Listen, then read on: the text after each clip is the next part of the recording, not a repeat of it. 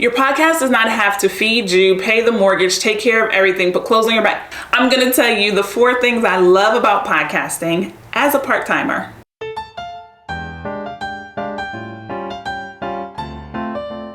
Hey y'all, it's Kyla Denanyoh, and today we are talking about podcasting. Of course, I love podcasting, and I've been the host of the You Are Lawyer podcast for more than 4 years. All right, I went from having episodes every 2 weeks to episodes every week, and then I've also started to launch podcasts for other people, and I've also started to train people on how to edit podcasts. I manage other people who are running podcasts.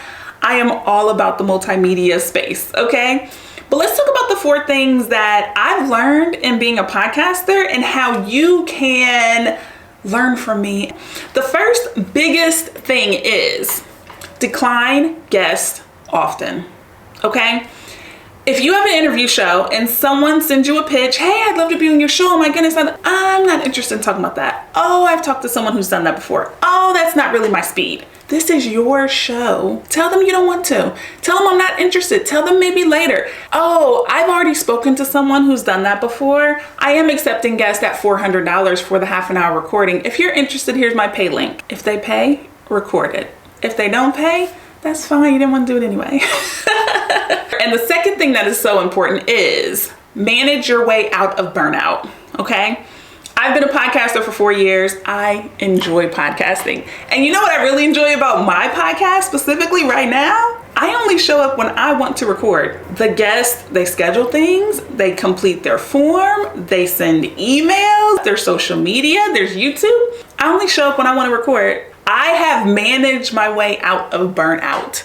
When you are first starting, you either don't have the money or you don't have the experience to know how you would hire someone to do all these other pieces. So I was finding the guests, editing the episodes, recording the episodes, writing the questions, and I was tired. And you know how I avoided burnout? I stopped doing things. For a while, I stopped sending a newsletter. For a while, I stopped putting up social media. And let me add in there the definition of burnout, okay? The reduction of fuel or substance to nothing through use or combustion. So what does that mean for you to be burnt out? The passion, the excitement, the energy that you have for your podcast, for whatever you're creating, has been used. It's depleted. Your fuel tank is on E. How will you replenish that? I used to replenish it by record, and then take a 3-month break while I have the episode trickling out. Now I prefer to record and only show up the next time I have to record. Everything else has been managed and handled. Now, that requires discipline because I have to have the money and the organization and all these things set up so that I only have to show up to record. I managed my way out of that by hiring an assistant. Hey, can you take over email, and can you take over guest communications, and can you take over scheduling social media? And I hired an editor. Hey, can you take over editing and then putting it on YouTube and making sure the graphics look good? Great. Right? And the thing is, it takes a long time for you to train someone to be up to speed, especially the way that I like to train, because I worked in operations and I like training. But I'm not the person who says, hey, can you put up the social media, and then I'm checking it to see that it's right. I don't have time for that. And also, I am not interested in being a micromanager, because I believe that if I train you appropriately and you ask enough questions in the beginning, I don't need to go back behind you. I should be able to check out my phone. Oh, I'm getting notifications. So and so much has scheduled that. The third thing that is super important is give 100% of 10% of your life. I get a lot of comments on social media and people are like, oh, Kyla, oh, I want to see you. Oh, I want to hear from you. Can you do more bonus episodes? Talk to us. I love y'all. You know I do. It's been a commitment to talk to y'all for 4 years. And I share what I enjoy sharing.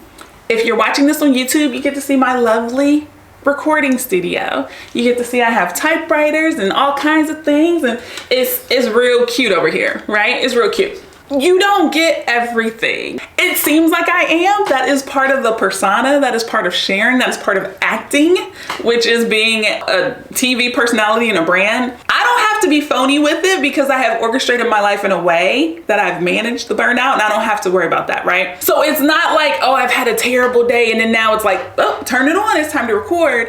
But also, you have to find a way and embrace all of the things that you share, but not give up so much of your life that you feel like you don't have anything to yourself. The fourth thing that I've learned in 4 years of podcasting is embrace being an amateur. Embrace podcasting part-time.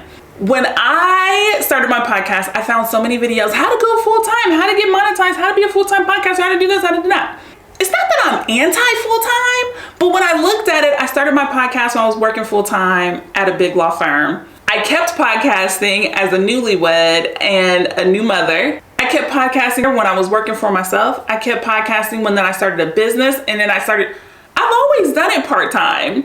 Even when I was full-time, I was then selling ads and doing all these other things, which were taking so much time and energy that I was still only podcasting part-time.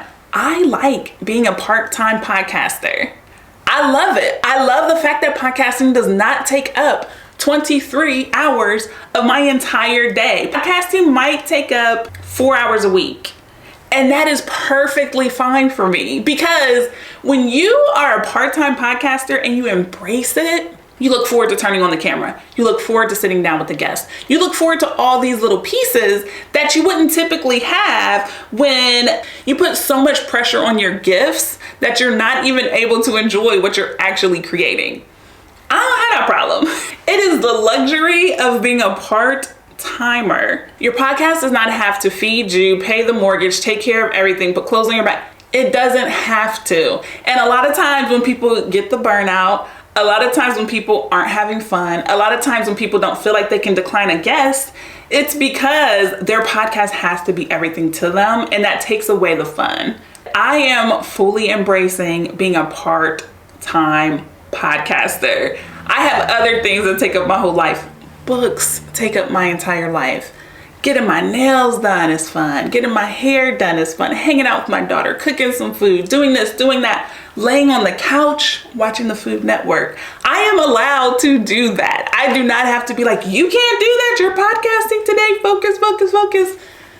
That's not how this works. So thank you so much for hanging out with me and listening to this special bonus episode. I don't do these too often, but I did think that it was important to share the 4 things that I've learned in 4 years of podcasting, because I make it look easy, but there's a lot of work, a lot of spreadsheets, a lot of project management behind this, and a good little bit of money involved in making it look easy. Okay, so if you have any questions, send me an email at Kyla@yourlawyer, and I will talk to you next time. Bye.